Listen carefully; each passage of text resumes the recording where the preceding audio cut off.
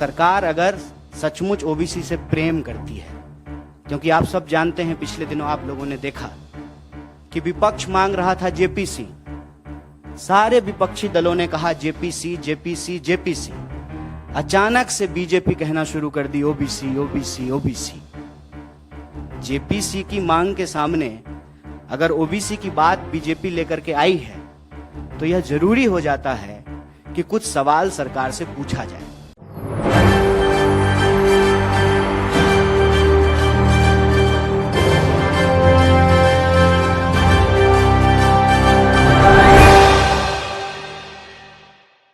अडानी मुद्दे को छुपाने के लिए मोदी सरकार ने एक नया मुद्दा लेकर आई थी, लेकिन उसी मुद्दे में वो घिरते हुए नजर आ रही हैं। कांग्रेस की तरफ से अब यहाँ पर उस मुद्दे के तहत पलटवार किया जा रहा है। गौतम अडानी का पीएम नरेंद्र मोदी से आखिरकार रिश्ता क्या है? 20,000 करोड़ रुपए अडानी की कंपनी पर किसने लगाए और यहाँ पर अडानी की कंपनी पर सरकारी पैसा किसने लगाया? बंदरगाह, सरकारी चीजों को किसने बेचा? इन सब के सबूत अब खुलते हुए नजर आएंगे और सच्चाई के तहत यहाँ पर राहुल गांधी की संसद सदस्यता भी वापस आएगी और अडानी मुद्दे पर भी बड़ा खुलासा होता हुआ नजर आएगा। नमस्कार, मैं नाज़मीन खान और आप देख रहे हैं SPN9 न्यूज। दरअसल राहुल गांधी एक मुद्दा उठाते हुए संसद में देखे गए। संसद में देखा जाता है कि राहुल गांधी यहां पर अडानी को लेकर जेपीसी की जांच की मांग करते हैं और अडानी पर सबूत दिखाते हुए यहां पर जांच को लेकर पीएम नरेंद्र मोदी पर निशाना साधते हैं। लेकिन क्या होता है, संसद की कार्यवाही रद्द हो जाती है। फिर एक 4 साल पुराना मुद्दा राहुल गांधी पर दागा जाता है। मोदी सरनेम के तहत राहुल गांधी को घेरा जाता है। राहुल गांधी पर निशाना साधा जाता है कि तमाम मोदी सरनेम वालों का अपमान राहुल गांधी ने किया है, पीएम नरेंद्र मोदी का अपमान किया है, जिसके तहत भारतीय जनता पार्टी से विधायक पुणेश मोदी सूरत में जाकर राहुल गांधी के खिलाफ मानहानि का केस दर्ज करते हैं। मानहानि का केस दर्ज होने के बाद सुनवाई के तहत यहाँ पर राहुल गांधी को 2 साल की सजा सुनाई जाती है। 2 साल की सजा सुनाने के बाद उनकी संसद सदस्यता रद्द हो जाती है। मुद्दा तो यही था कि संसद में राहुल गांधी बोल ना पाए, लेकिन यहाँ पर कुछ उल्टा होता हुआ नजर आता है। भारतीय जनता पार्टी खुद अपने ही बनाए हुए जाल में घिर जाती है। दरअसल मोदी सरनेम को लेकर एक हल्ला बोला गया कि ओबीसी समाज का अपमान राहुल गांधी करते हुए नजर आ रहे हैं। ओबीसी को लेकर राहुल गांधी ने गलत टिप्पणियां की है, तमाम मोदी सरनेम वालों का अपमान किया है। तो ऐसे में राहुल गांधी को इस्तीफा देना चाहिए, राहुल गांधी को माफी मांगनी चाहिए, राहुल गांधी को अपने पद से हटना चाहिए। ये सारी बातें भारतीय जनता पार्टी की तरफ से कहा गया।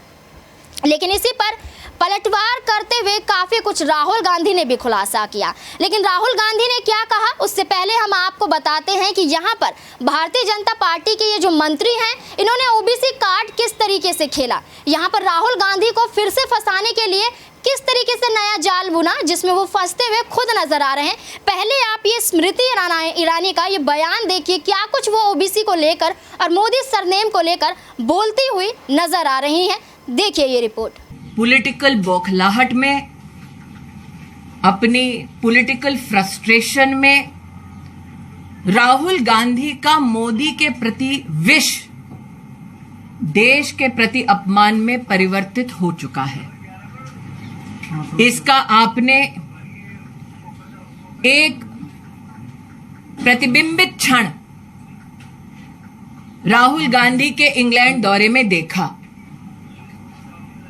लेकिन नरेंद्र मोदी का अपमान करते करते पूरे ओबीसी समुदाय का अपमान करना भी राहुल गांधी ने उचित समझा। क्या यह पहली बार है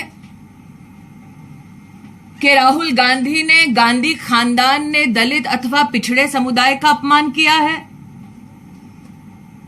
देश की मीडिया, देश की जनता इस बात की साक्षी है कि उन्होंने न सिर्फ ओबीसी समुदाय पर अभद्र टिप्पणी की है, बल्कि साथ ही जब राष्ट्र को पहली बार ट्राइबल परिवार की एक महिला को महामहिम राष्ट्रपति के पद तक चुनने का मौका मिला, तब भी गांधी खानदान के आदेश पर महामहिम द्रौपदी मुर्मू जी का अपमान कांग्रेस के नेतृत्व ने किया। ये बात और है कि राहुल गांधी अपनी ही पार्टी के दलित नेता से अपने चप्पल उठाते हुए दिखाई दिए और अब उनका झूठ सर चढ़कर बोल रहा है। The political psychosis of Rahul Gandhi is on full display. Smriti Irani कहती हैं कि राहुल गांधी ने ओबीसी समाज का अपमान किया है, पिछड़े वर्ग को नीचा दिखाने की कोशिश की गई है। लेकिन राहुल गांधी स्मृति ईरानी का पर्दाफाश करते हुए अडानी मुद्दे पर चुप्पी न साधते हुए इस ओबीसी के तहत फिर से भारतीय जनता पार्टी को घेरते हुए नजर आ रहे हैं। राहुल गांधी पेश करते हैं कि ओबीसी को लेकर जो हमला किया जा रहा है वो सरासर यहाँ पर अडानी मुद्दे को छुपाने की कोशिश है, लेकिन अडानी मुद्दा छुपने वाला नहीं है। अडानी को लेकर काफी कुछ खुलासे होंगे और जेपीसी की जांच भी होगी और राहुल गांधी सुप्रीम कोर्ट तक का भी रुख करेंगे। ये बातें सामने होती हुई नजर आ रही हैं। राहुल गांधी ने स्मृति ईरानी पर पलटवार करते हुए क्या कुछ कहा है और ओबीसी को लेकर क्या कुछ कहते हुए नजर आ रहे हैं, देखिए इस रिपोर्ट में। चलिए आज ओबीसी की बात करते हैं, पूरी करते हैं। सबसे बड़ा सवाल क्या है? अगर हम ओबीसी की बात करते हैं, दलितों की बात करते हैं, हिंदुस्तान के लोगों की बात करते हैं, तो सबसे बड़ा सवाल क्या है? सबसे बड़ा सवाल यह है कि किसकी कितनी आबादी है। हम जानते हैं कि हिंदुस्तान की सरकार में सेक्रेटरीज अगर आप देखें तो दलित, आदिवासी और ओबीसी वर्ग से सिर्फ 7% आते हैं। मतलब हिंदुस्तान की सरकार की रीढ़ की हड्डी जो है secretaries of government of India, उसमें से सिर्फ 7% दलित, आदिवासी और ओबीसी वर्ग से आते हैं। तो सबसे बड़ा सवाल है हिंदुस्तान में ओबीसी कितने हैं, आदिवासी कितने हैं, दलित कितने हैं। तो अगर हम धन बांटने की बात करें, अगर हम सत्ता बांटने की बात करें, तो पहला कदम ये होना चाहिए कि भैया किसकी कितनी आबादी है। यूपीए ने, कांग्रेस पार्टी ने 2011 में कास्ट बेस्ड सेंसस किया। पूरे देश की जातियों का डेटा उस सेंसस में है। मोदी जी, आप ओबीसी की बात करते हैं, उस डेटा को आप पब्लिक कर दीजिए, पता लग जाए देश में कितने ओबीसी हैं, कितने दलित हैं, कितने आदिवासी हैं। अगर सबको भागीदार बनाना है, सबको इस देश की प्रगति में शामिल करना है, तो यह तो मालूम होना चाहिए कि कौन कितने हैं। तो मोदी जी, कास्ट सेंसस का डेटा आप रिलीज कीजिए, देश की जनता को पता लग जाए देश में ओबीसी कितने हैं, दलित कितने हैं, आदिवासी कितने हैं। और अगर आप ये काम नहीं करेंगे तो ये ओबीसी पर अपमान है। आपने ओबीसी की बात की, देश को दिखा दीजिए देश में कितने ओबीसी हैं और फिर देश को समझाइए कि आपकी सरकार में सिर्फ 7% सेक्रेटरीज ओबीसी, दलित और आदिवासी में से क्यों आते हैं। दूसरी बात, जो एससी और एसटी का कोटा है उसको उनकी आबादी से प्रोपोर्शन कर दीजिए। और तीसरी बात, जो रिजर्वेशंस पे आपने 50% का कैप लगा रखा है उसको हटा दीजिए। फिर बात करते हैं ओबीसी का अपमान कौन करता है। राहुल गांधी का मानना है कि ओबीसी को लेकर जो यहाँ पर भारतीय जनता पार्टी ये कोशिशों में लगी है कि राहुल गांधी ने ओबीसी समाज का अपमान किया है, तो राहुल गांधी पलटवार करते हुए ये कहते हुए नजर आते हैं कि हमें सफाइयाँ दीजिए, आपने पिछड़े वर्ग के लिए क्या किया है। आदिवासी, दलित और पिछड़े वर्ग, अनुसूचित जाति, जनजाति, तमाम ऐसे लोग आते हैं। अगर आप ओबीसी का कार्ड खेल रहे हैं तो आप ये बताइए कि इन वर्ग के लिए आपने क्या कुछ किया है। आरक्षण के नाम पर सिर्फ इनको धोखा दिया जा रहा है, यहाँ पर नौकरियां भी इनसे छीनी जा रही है, यहाँ पर देखा जाता है कि उन पे अत्याचार होता है। दलितों, आदिवासियों पर उनके इस जाति को देखते हुए हमला किया जाता है, सरेआम मारा जाता है। इन पर आप ध्यान नहीं देते हैं, लेकिन नीरव मोदी, ललित मोदी को लेकर अगर बयान दिया जा रहा है मोदी सरनेम के तहत, तो आप यहाँ पर साबित करते हैं कि ओबीसी समुदाय का अपमान राहुल गांधी ने किया है। राहुल गांधी ने पूरी भारतीय जनता पार्टी को ललकारते हुए साबित कर दिया है कि क्या होता है ओबीसी का मतलब। पहले आप ये बता दीजिए। इसके साथ साथ आपको बता दें कि सिर्फ राहुल गांधी ही नहीं, यहाँ पर कांग्रेस के तमाम लोग हैं जो ओबीसी को लेकर सच्चाइयाँ पेश करते हुए नजर आ रहे हैं, जिसमें कन्हैया कुमार का नाम भी सबसे पहले आता है। कन्हैया कुमार पीएम नरेंद्र मोदी पर निशाना साधते हुए क्या कुछ कह रहे हैं, देखिए इस रिपोर्ट में। सरकार अगर सचमुच ओबीसी से प्रेम करती है, क्योंकि आप सब जानते हैं पिछले दिनों आप लोगों ने देखा कि विपक्ष मांग रहा था जेपीसी, सारे विपक्षी दलों ने कहा जेपीसी जेपीसी जेपीसी, अचानक से बीजेपी कहना शुरू कर दी ओबीसी ओबीसी ओबीसी। जेपीसी की मांग के सामने अगर ओबीसी की बात बीजेपी लेकर के आई है तो यह जरूरी हो जाता है कि कुछ सवाल सरकार से पूछा जाए।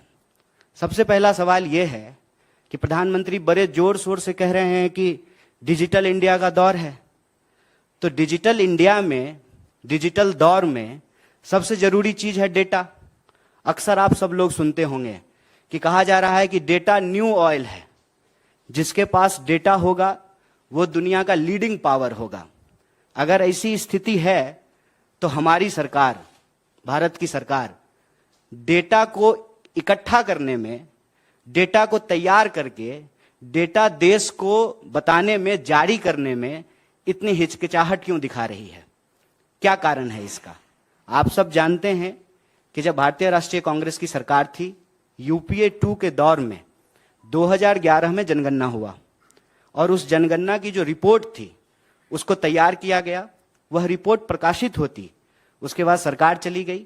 2014 में नई सरकार बन करके आई, तब से लेकर के हम लोग 2023 में हैं, अभी तक कोई डेटा जो है वो जारी नहीं किया गया है। कन्हैया कुमार, राहुल गांधी और तमाम कांग्रेस की तरफ से यही कहा जा रहा है कि अभी तक यहाँ पर जातिगत जनगणना भी नहीं हुई है।